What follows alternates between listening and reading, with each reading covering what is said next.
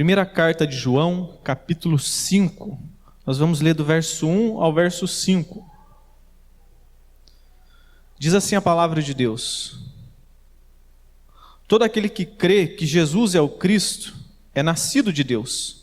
E todo aquele que ama o que gerou, ama também o que dele é nascido. Assim sabemos que amamos os filhos de Deus, se amamos a Deus e guardamos os seus mandamentos. Porque o amor de Deus está nisto, em que guardamos os seus mandamentos. E os seus mandamentos não são um peso. Pois todo o que é nascido de Deus vence o mundo. E esta é a vitória que vence o mundo, a nossa fé. Quem vence o mundo, senão aquele que crê que Jesus é o Filho de Deus? O tema da pregação hoje é 3 realidades da fé cristã. O apóstolo João, ele começa no versículo 1 falando sobre fé, sobre crer. No meio desses 5 versículos, ele vai falar sobre obediência, amor a Deus, e ele encerra o versículo 5 falando sobre fé novamente, sobre crer que Jesus é o Filho de Deus. Ele nos mostra ali que nós podemos vencer o mundo e através da fé. Porque a fé verdadeira, ela habilita o crente a viver de acordo com a vontade de Deus. Então nós iremos ver nessa noite 3 realidades que acompanham essa fé verdadeira. E a primeira realidade que acompanha a fé verdadeira é que agora você tem uma identidade cristã. Você que nasceu de novo, que recebeu o Espírito Santo de Deus, você agora é uma nova criatura. E agora você tem uma identidade. No versículo 1 ele diz: todo aquele que crê que Jesus é o Cristo é nascido de Deus. Temos uma nova natureza. João, ele já tratou isso no capítulo 4, no verso 5, verso 15, quando ele diz: todo aquele que confessa que Jesus é o Filho de Deus, Deus permanece nele e ele em Deus. E o que vai determinar essa nossa identidade é aquilo que nós cremos. Se nós cremos de fato no Jesus verdadeiro ou num Jesus falso. Muitos dizem crer em Jesus, mas hoje existem vários Jesus. Muitos creem no Jesus Papai Noel, que pensam que Jesus veio para lhe dar uma Ferrari, uma Lamborghini, para lhe dar ali um jatinho, um helicóptero, uma mansão. Mas esse não é o Jesus da Bíblia. Outros creem no Jesus vovozão, aquele que diz: vem como você está, continue do jeito que está, porque toda a tua sujeira eu ponho para debaixo do tapete. Outros creem no Jesus hippie, que é paz e amor, que não confronta o pecado, é só amor. Mas esse não é o Jesus da Bíblia. Outros dizem, eu acho que Jesus é assim. Apenas pelo fato de dizer que eu acho, ele já criou um ídolo. Não é o Jesus verdadeiro. Ele já criou um ídolo. Um ídolo não é apenas uma estátua de gesso, mas um ídolo é o todo Jesus criado diferente das Escrituras. Um Deus que não está na Bíblia, ele é um ídolo criado por nossa mente. E quando você crer no Jesus da Bíblia, revelado nas Escrituras, então aí sim você terá uma identidade cristã. Muitos pensam que a identidade do cristão é marcada pela roupa, só pelo exterior. Ele agora começa a frequentar uma igreja, ele usa sua roupa de ver Deus, ele compra uma Bíblia grande e ele quer mostrar para todo mundo agora que ele é crente. Mudou apenas o exterior, mas ele não nasceu de novo, ele não recebeu o Espírito Santo de Deus. Outros pensam que, muitas mulheres pensam que agora ela tem um cabelo comprido e essa é a marca que identifica ela como uma cristã. Apenas o exterior. Outros têm o linguajar de crente, A pessoa começa a frequentar uma igreja evangélica, ele muda o linguajar, ele começa a chamar de varão, vaso, ou abençoado, Ele muda. Isso caracteriza no evangeliquez, mas isso não identifica o verdadeiro cristão. Lógico que o verdadeiro cristão, ele vai se atentar para as suas vestes, ele vai se atentar para o seu testemunho, o seu modo de falar também vai mudar, mas isso não identifica o cristão verdadeiro? O cristão verdadeiro é identificado por aquilo que ele professa e aquilo que ele vive. Se aquilo que ele professa, ele aplica em sua vida.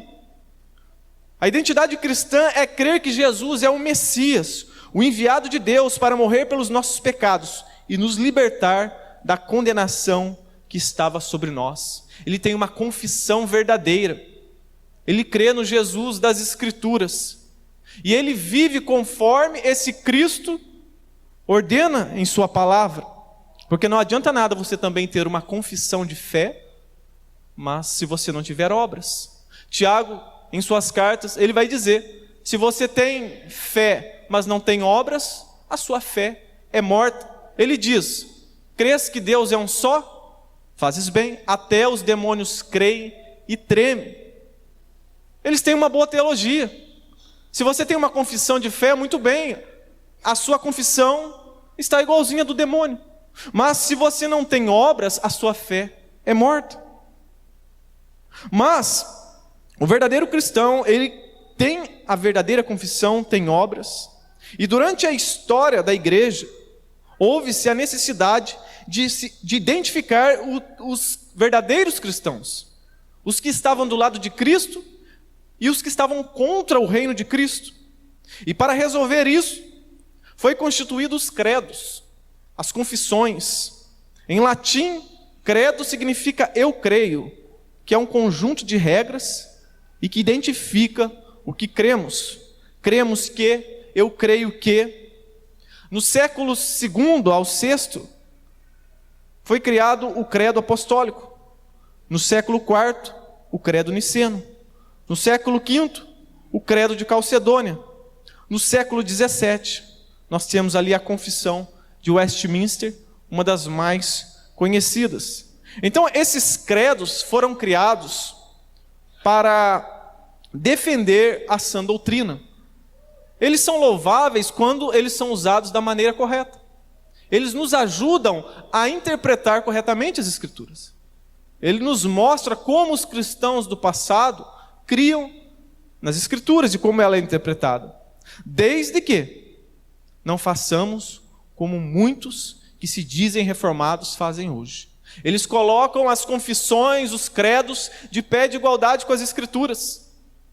E agora o sola escritura não vale mais. Você precisa do sola escritura mais a confissão, mais o credo.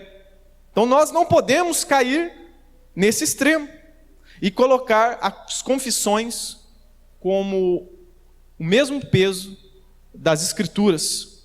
Muitos não dizem claramente dizer, né? Não dizem claramente. Eu creio que as confissões têm o mesmo peso do que as Escrituras. Mas assim fazem também os adventistas. Eles dizem que Ellen White e os seus livros não são a mesma coisa que as Escrituras. Mas na prática, nós vemos que é. Eles dizem que ela é infalível, que ela é uma profeta. Então nós vemos que as confissões, elas nos ajudam desde que seja usada da maneira correta. E muitos hoje dizem ser evangélicos, mas não são cristãos. Nem todo mundo é filho de Deus. Não podemos sair chamando aí todo mundo de irmão, porque nem todos são filhos de Deus. A Bíblia vai dizer que aquele que diz ser irmão e vive numa vida aprofundada no pecado, vai dizer que nós nem devemos sentar à mesa com ele. Não são nossos irmãos. Alguém pode dizer, não importa se é calvinista ou é arminiano, o que importa é servir a Deus. Está errado. Quando você diz isso, você está dizendo, eu não ligo para o que a Bíblia diz. Eu não estou nem aí para o que o Senhor diz na sua palavra. Pode até parecer uma fala piedosa, mas não é.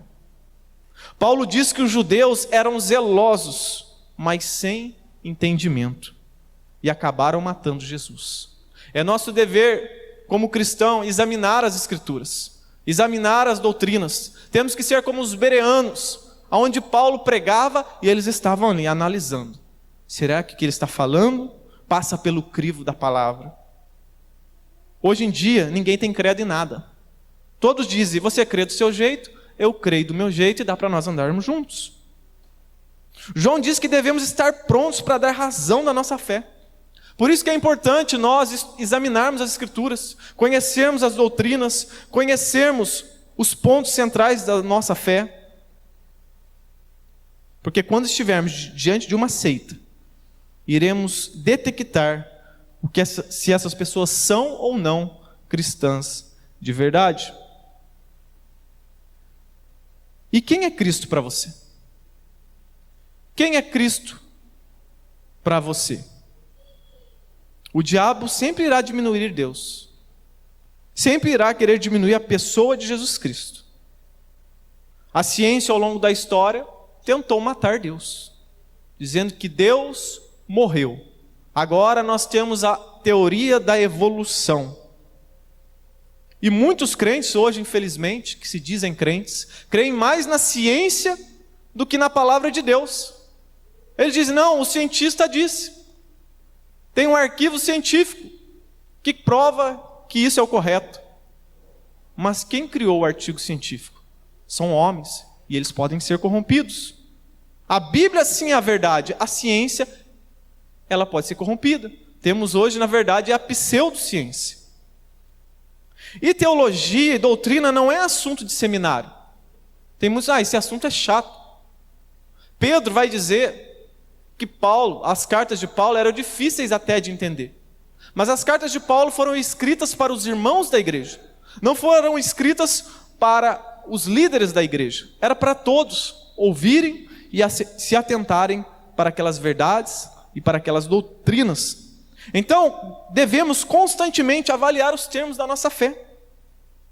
E quem é Jesus para você? Muitas pessoas não se importam com isso, que acham que o termo Jesus Cristo, o Cristo é o sobrenome de Jesus, né? Jesus da Silva. Aí tem gente que fala que é Jesus Cristo, é o sobrenome. Não!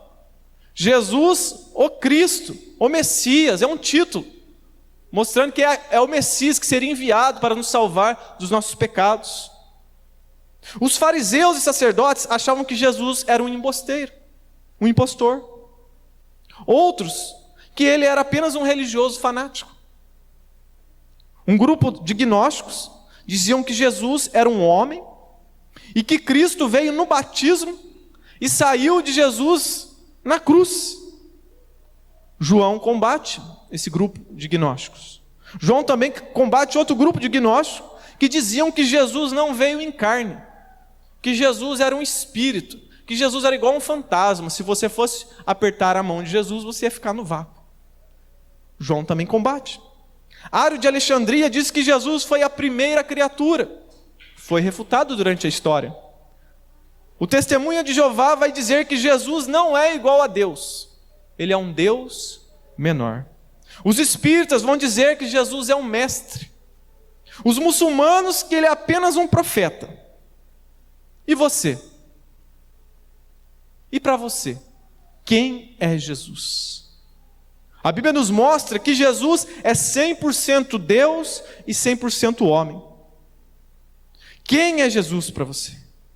Jesus é aquele que com o Pai e o Espírito Santo, antes da fundação do mundo, traçou um plano perfeito, eterno, vitorioso, o plano da nossa redenção. Quem é Jesus? Aquele que no princípio, sem matéria existente, criou os céus e a terra, porque todas as coisas foram feitas por intermédio dele, sem ele nada do que foi feito se fez, as coisas visíveis e invisíveis. Quem é Jesus? Aquele que sustenta todas as coisas pelo poder da sua palavra. Quem é Jesus? Aquele que os patriarcas falaram, que os profetas apontaram, aquele que é o maravilhoso, conselheiro, Deus forte, Pai da eternidade, príncipe da paz. Quem é Jesus? O sol da justiça, a brilhante estrela da manhã, o lírio dos vales, aquele que foi simbolizado pelo símbolo da Páscoa, cujo sangue vertido colocado nas batentes da porta livrou os primogênitos de Israel da morte do Egito. Aquele que foi simbolizado pelo tabernáculo, pela arca da aliança, aquele que estava dentro da arca, as tábuas da lei, o vaso, o maná, a vara seca de Arão que floresceu pela tampa da arca, o propiciatório onde a glória de Deus se manifestava. Jesus, quem é Jesus? Aquele que foi simbolizado pelo templo, ritos, sacrifícios, festas, sábados, tudo era sombra. Jesus é a realidade. Quem é Jesus? Aquele que na plenitude dos tempos nasceu de mulher, sob a lei, para ser o nosso Redentor. Quem é Jesus? O Verbo eterno, pessoal, divino, autoexistente, Criador, e que se fez carne e habitou entre nós, cheio de graça e verdade. Quem é Jesus? O grande eu sou, o pão da vida, a luz do mundo, a porta das ovelhas, o bom, o grande, o supremo pastor. Quem é Jesus? A ressurreição e a vida, o caminho, a verdade, e ninguém vai ao Pai senão por Ele. Jesus é o fundamento da igreja, o dono da igreja, o edificador da igreja, o protetor da igreja. Jesus é o Cordeiro de Deus que tira o pecado do mundo, o Cordeiro que venceu a morte, está vivo pelo século dos séculos. Quem é Jesus? A raiz de Davi, o leão da tribo de Judá, aquele que venceu para abrir e desatar os 7 selos. Quem é Jesus? Aquele que andou por toda parte fazendo bem, libertando os oprimidos do diabo. Os cegos viram, os mudos falaram, os surdos ouviram, os coxos andaram, os mortos ressuscitados, os leprosos curados, o Messias, o Salvador, o Rei dos reis, o Senhor dos senhores. A nossa alegria, a nossa justiça, o amado da nossa alma, a razão da nossa vida. Esse é o nosso Jesus. Nós precisamos hoje confessar a este mundo quem é esse Jesus. Aquele que, sendo Deus, não julgou como usurpação ser igual a Deus, antes a si mesmo se esvaziou, assumindo a forma de servo, se humilhando até a morte, morte de cruz. Pelo que também Deus o exaltou sobremaneira, ele deu um nome que está acima de todo nome, para que o nome de Jesus dobre todo o joelho, nos céus e debaixo da terra, na terra, e toda língua confesse que Ele é o Senhor, para a glória de Deus Pai. Nós precisamos aprender a cada dia mais quem é esse nosso Jesus. Esse Jesus que é mostrado desde Gênesis a Apocalipse. Esse Jesus que morreu pelos nossos pecados. Neste mundo que criam vários Jesus, nós devemos afirmar a nossa fé em quem cremos. No capítulo 5, na parte B do verso 1, João vai dizer: e todo aquele que ama o que gerou, ama também o que dele é nascido. Nós fomos gerados, nós somos regenerados, fomos feitos uma nova criatura, somos chamados a viver em novidade de vida, porque agora nós temos o Espírito Santo de Deus habitando em nós. Antes nós éramos escravos do pecado, nós não conseguíamos dizer não para o pecado, mas agora não, nós temos o Espírito Santo de Deus, a divina semente, e agora nós podemos sim dizer não para o pecado, podemos viver uma vida santa, uma vida que glorifica o nome de Deus. João, no verso 12, ele vai dizer: mas a todos os que receberam, aos que creem no seu nome, Deus é a prerrogativa de se tornarem filhos de Deus, os quais não nasceram de linhagem humana, nem de desejo da carne, nem da vontade do homem, mas de Deus. Somos novas criaturas. Por isso que Jesus disse para Nicodemos: Nicodemos, você precisa nascer de novo. E ele não entendeu, era mestre em Israel, ele achava que deveria voltar para o ventre da mãe. Não, os filhos de Abraão são conhecidos pela fé. Você precisa nascer de novo, você vai ser uma nova criatura. E quando nós nascemos de novo, somos feitos filhos de Deus, e agora nós amamos o Pai, somos inclinados a obedecer os mandamentos. Antes nós éramos inclinados para o pecado, mas agora com essa nova criatura somos inclinados a obedecer a Deus. E nós amamos a Deus e também amamos os nossos irmãos, porque eles também foram gerados, eles têm a mesma natureza. Temos agora gostos semelhantes. Por exemplo, você que joga futebol, você encontra com alguém na rua que joga futebol também, você vai criar uma afinidade com ele, você vai ter assunto para falar com ele. Você gosta de andar de bicicleta e encontra com um amigo que também anda, você agora tem uma afinidade, você tem assunto para falar com ele. Nós também, como igreja, deveríamos ser assim, porque agora nós somos uma nova natureza, nós gostamos das mesmas coisas, nós gostamos de Deus, nós gostamos de aprender a sua palavra. Com nós também deveria ser dessa mesma maneira. temos o mesmo interesse, buscamos santidade, zelo pelas Escrituras, desejo de aprender mais do Senhor. Por isso que eu desconfio, irmãos, às vezes de pessoas que não têm interesse em conhecer a palavra de Deus, em se aprofundar no conhecimento de Deus. Eu desconfio. 2 Timóteo capítulo 2, verso 22 vai dizer: foge também das paixões da juventude e segue a justiça, a fé, o amor e a paz, com os que invocam o nome do Senhor. Com os que invocam o nome do Senhor. Aqui nos mostra que os filhos de Deus, eles amam estar em comunhão com outros irmãos. Aqui, Paulo está dizendo a Timóteo que ele deveria ter vínculo com os irmãos, aqueles que buscam o Senhor de todo o coração. Por isso que é louvável nós estarmos nos pequenos grupos, nós estarmos nos cultos, nós temos uma frequência nos cultos, estarmos conhecendo os irmãos para podermos ajudá-los. E qual tem sido o nosso grupo de relacionamento? Talvez você se relacione com os irmãos só aqui no culto. E o resto da semana? Quem são os seus amigos? Qual é o seu grupo de relacionamento? São verdadeiros crentes? Ou são aqueles que falam palavrões? Aqueles que fazem piadas de duplo sentido? Fazem passeios em lugares questionáveis? Os seus relacionamentos têm sido marcados por quê? Por quem? Qual a identidade desse grupo? Um cristão verdadeiro não deve ter a amizade íntima e profunda com o ímpio. Por quê? Porque agora nós somos filhos de Deus.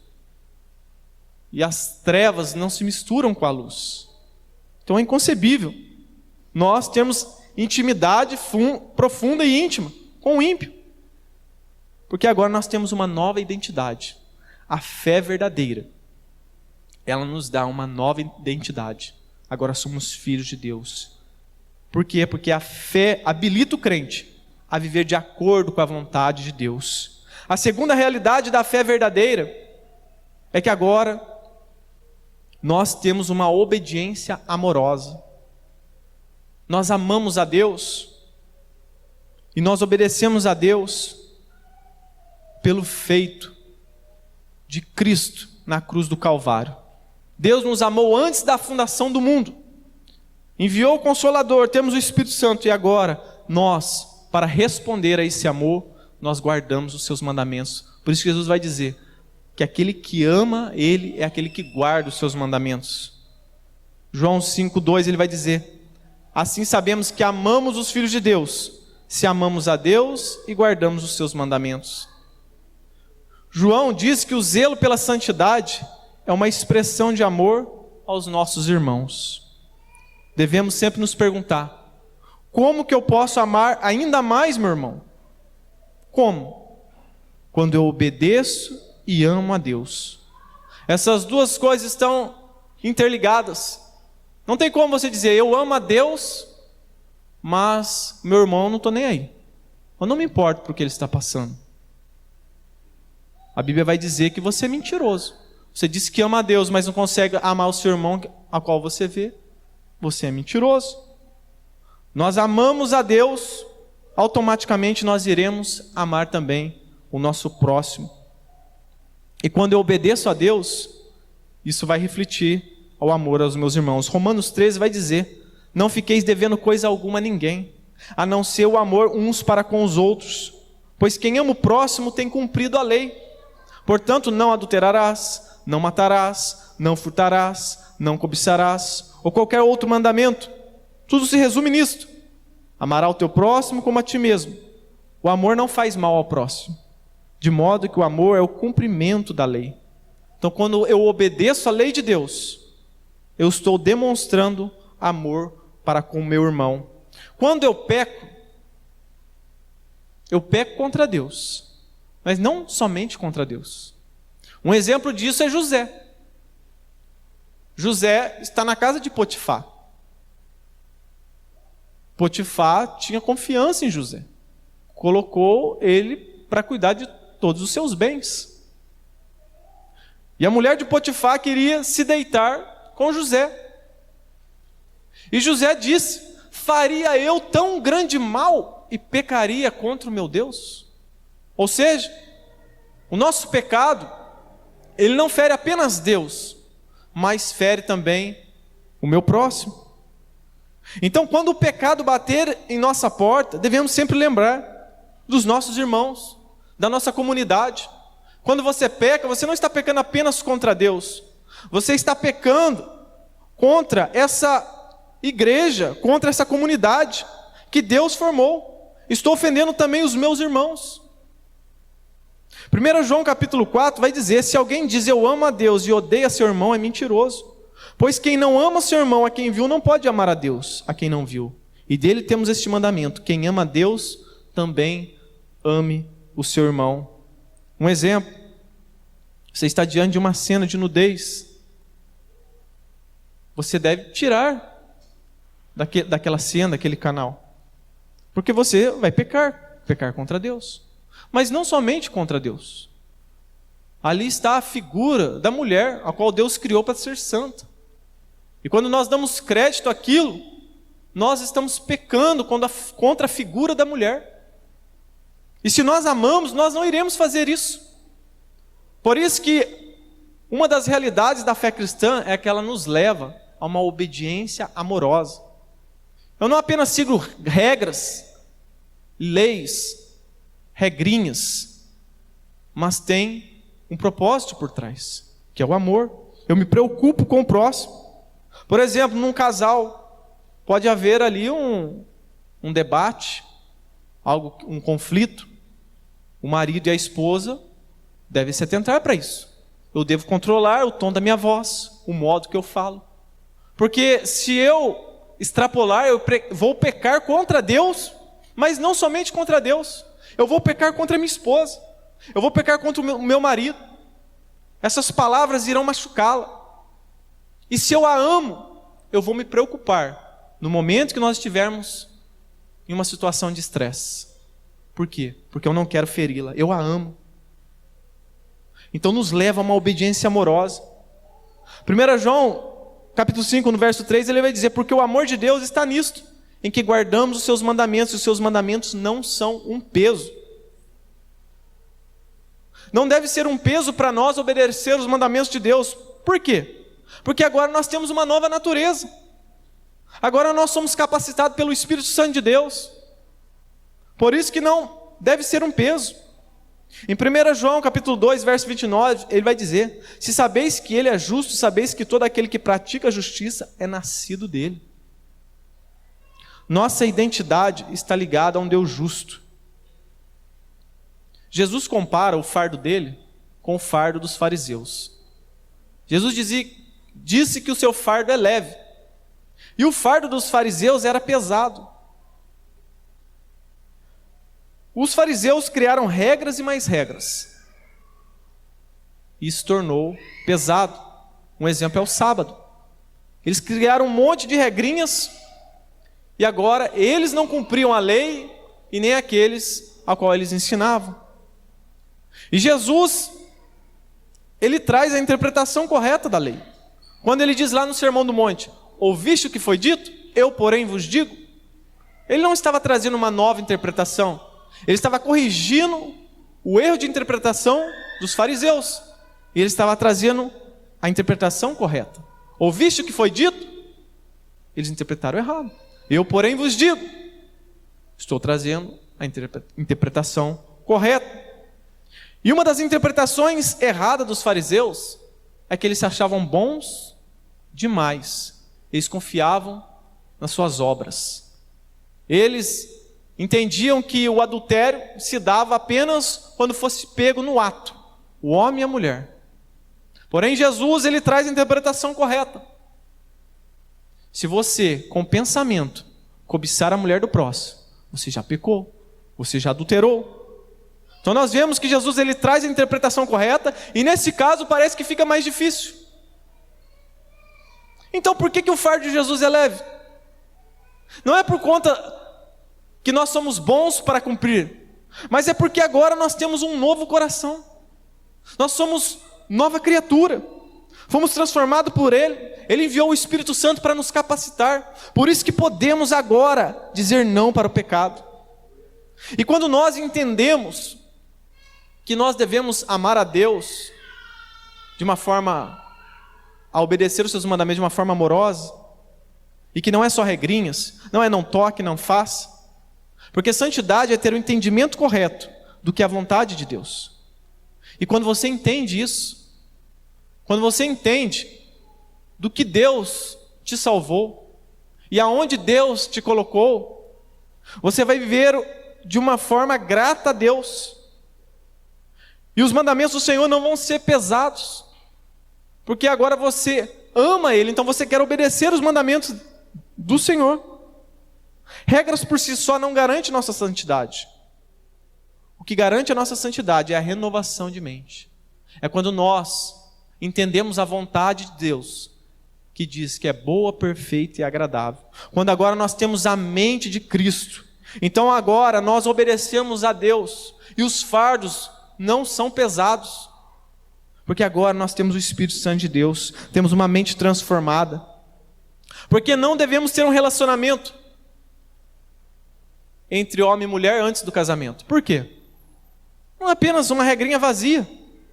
É porque agora eu tenho um entendimento correto, que isso fere a santidade do meu Deus. Eu entendo que isso vai afetar também o meu próximo. Então não é apenas uma regra vazia. Por isso que Charles Spurgeon ele vai dizer: se Cristo morreu por mim, eu não posso brincar com o mal que matou o meu melhor amigo. Quando nós temos entendimento do pecado, quando o pecado se torna amargo, então Jesus se tornará doce para nós. Então essa é a segunda realidade da fé verdadeira. Ela nos leva à obediência amorosa. Eu não apenas sigo regras. Eu não mato, porque eu não quero ferir o meu irmão, eu amo. Eu não vou roubar o meu irmão, porque eu amo, eu não quero prejudicá-lo. Eu não vou denegrir a imagem do irmão, eu não vou fofocar a respeito da vida do irmão, porque eu amo e eu não quero feri-lo. Essa é a segunda realidade na vida de um verdadeiro cristão, aquele que tem a fé verdadeira. Ele vai andar em obediência, e essa obediência com as motivações corretas. Porque você pode também obedecer a Deus só para ser beneficiado. Eu, quando era jovem, era assim. Eu era católico. Eu falei, não, eu quero seguir a Bíblia certinha, porque eu quero que tudo dê certo na minha vida.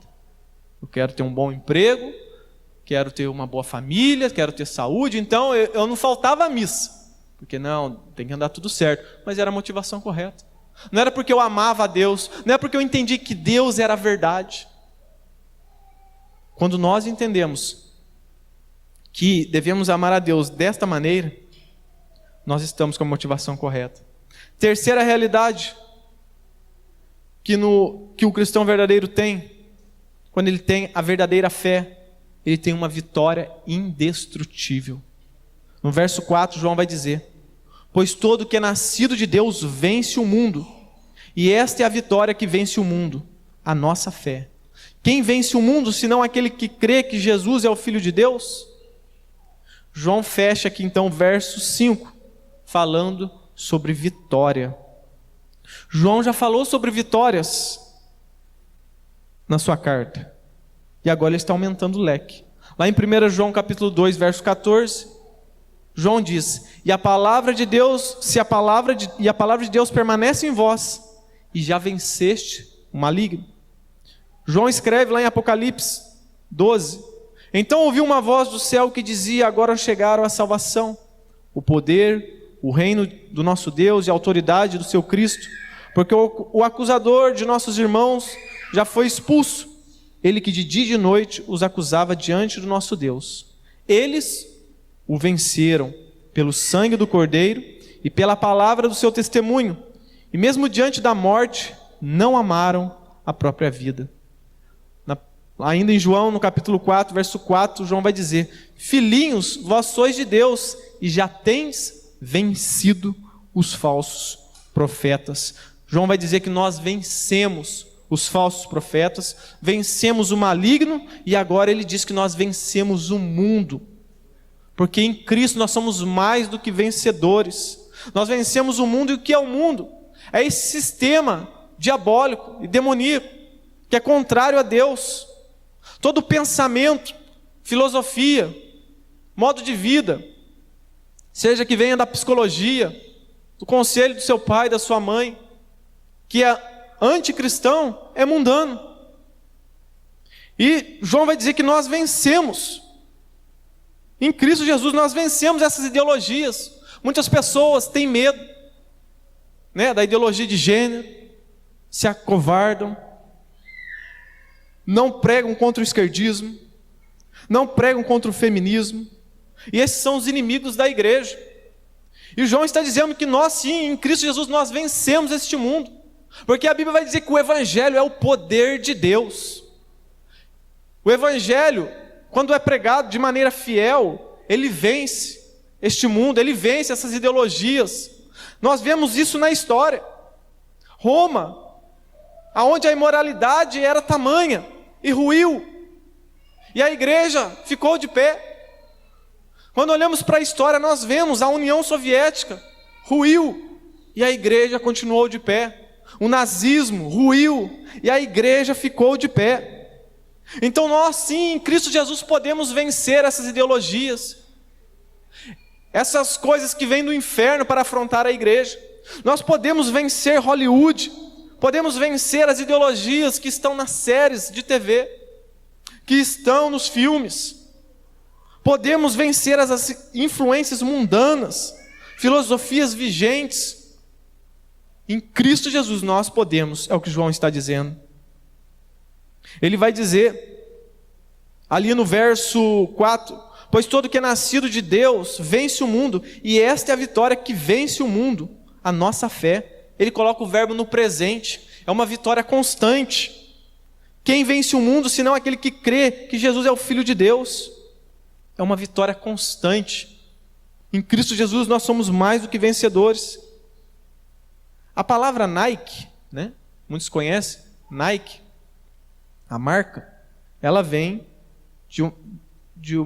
da deusa grega chamada Nike, né, que é a deusa da vitória, que na mitologia grega ela é uma deusa alada.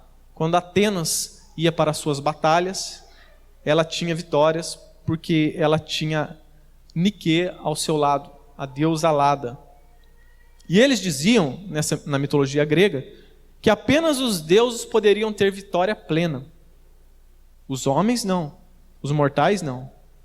Eles poderiam até ter apenas momentos de vitória, mas a vitória plena era apenas para os deuses. Por um lado, eles estavam certos. Nós, por nós mesmos, com a força do nosso braço, nós não podemos vencer. Mas o verdadeiro Deus, ele sim, consegue a vitória completa e plena. O nosso Cristo obteve vitória na cruz do Calvário. Ele venceu o mundo, e a vitória de Cristo não ficou apenas no céu.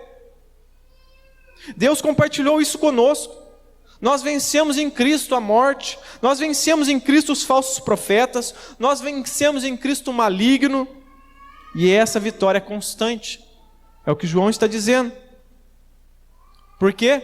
Porque a Bíblia diz que maior é o que está em nós do que está no mundo.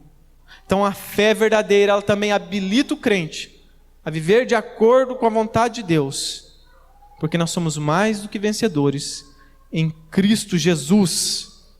Então não tema a afronta deste mundo, não tema os desafios desse mundo, não seja como os espias que estavam prestes a entrar na terra de Canaã.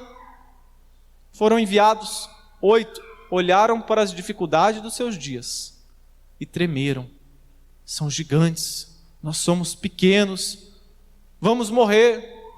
Seja como os outros 2 espias, que eles olharam e acreditaram no poder de Deus, porque eles iam não na força de seu braço, mas eles iam pelo poder de Deus, porque o Evangelho é o poder de Deus. Muitos dizem crer no poder do Evangelho, mas diante dos desafios, as pessoas tremem. Deus não nos deu um espírito de covardia, mas Deus nos deu o Espírito Santo, com poder e graça. Muitas pessoas não acreditam, dizem crer no poder de Deus, mas não creem que Deus ainda pode salvar uma cidade inteira, como fez com Jonas, que trouxe uma mensagem ruim, e a cidade inteira se converteu. Muitos dizem crer no poder de Deus, mas não creem na pregação e no poder de Deus derramado sobre Pedro, onde ele pregou e 3.000 pessoas se converteram. Ou o Espírito Santo mudou, ou o poder de Deus se perdeu durante a história. Não, o poder de Deus está sobre aquele que se dobra diante dele, aquele que busca o Senhor em espírito e verdade, se coloca na brecha. Deus nos chamou para sermos mais do que vencedores, para nós ganharmos pinda para o Senhor, para nós ganharmos este estado para o Senhor, para nós avançarmos. Quando nós oramos, Senhor, vem o teu reino, estamos orando para que o reino de Deus seja estabelecido, não só nos céus, mas aqui nesta terra. E Deus nos chamou para a batalha. Deus não nos chamou para tomar chá em Sião, para estarmos no spa. Muitas pessoas vêm para a igreja e acham, não vou lá para me sentir bem. Não, Deus nos chamou para o combate. Por isso que Paulo vai dizer, eu combati o bom combate, terminei a carreira e guardei a fé, que naquele grande dia, quando o Senhor voltar, ou se nós partirmos antes, nós possamos cumprir a vontade de Deus.